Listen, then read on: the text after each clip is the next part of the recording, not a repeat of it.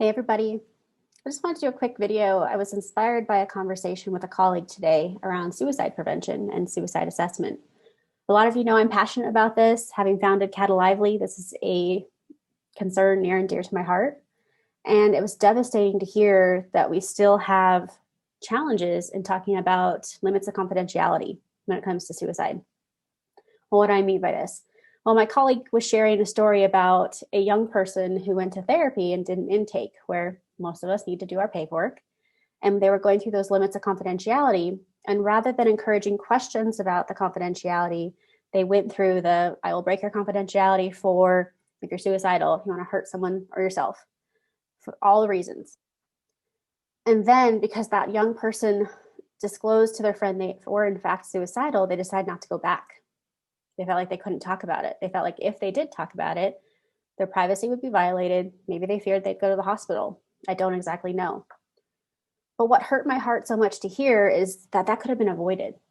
That just how we approach conversations about suicide, we could have avoided that issue because that young person did die by suicide.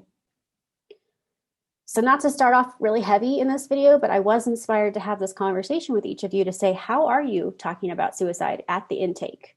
Are you modeling it's okay to talk about suicide?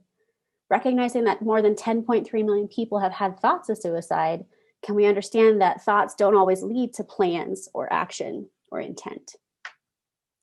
Can we actually say it's okay to talk about this issue? I'd rather we talk about it so we can make an informed decision of what you need to be safe. Research again and again says that people are not talking to us about this because they fear we're going to put them in a hospital. That keeps showing up. It makes sense. We're human, we're afraid, we don't know how to react, and so that's the reason people don't disclose. But I think that we can do better. I think we can do better when it comes to asking the question about suicide and going into our limits of confidentiality in a way that explains we want to have the conversation so we can make a decision. It's not a this leads to this. You say you're suicidal, you're getting put in a hospital. It shouldn't be how it works. For all those that are close to me, you know this is something I'm really passionate about because it should be the last resort, not the first, to be put into a hospital. So what does this look like in real time? If I was completing an intake, I would talk about we have a therapeutic relationship. Here are the limits to that relationship. If you tell me you're going to harm yourself or someone else, I want to have a conversation about that to keep you safe. I want to figure out what you need that's going to be helpful to keeping you safe. That may or may not include hospitalization. That may or may not include safety planning. But I'd rather we talk about it so we can be on the same page. Just noticing how that might play out. Obviously, I just did that off the cuff. But following that up by saying, and if it is about suicide, I'm okay having that conversation. I like to talk to you about that. That's important to me.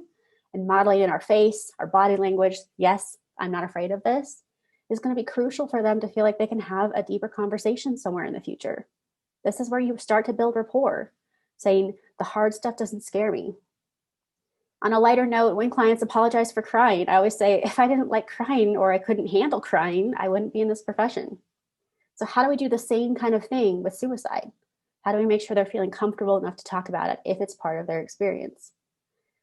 So this was my motivation, was hearing this horribly sad story about someone who went into an intake, was told the limits of confidentiality, and for whatever reason, obviously you and I weren't there, didn't feel like they could name what was truly going on for them to seek help.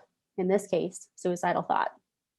And because they didn't feel safe, they didn't come back. They didn't feel like it was something they could continue with because their trust was in jeopardy. So if there's one thing to take away from this soapbox that I'm on in this video, is please, please, please talk about suicide. Not just as a question of do you have suicidal thought, but a suicide story. If you've experienced suicidal thought, what brought you to that place? If we were to talk about it, how can I talk about it in a way that's supportive to you? If you're afraid of hospitalization, how can I encourage you that we need to talk about it so that doesn't become the one and only choice that we're given? So I hope this helps. I know it's a tough topic. I was inspired by this person and also just a little heartsick that this has had to happen this way, that just going through our blanket limits of confidentiality prevented someone from getting the help they need. So let's keep going.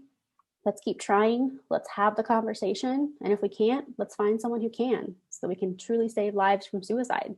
And thanks for hanging in there with me on this video.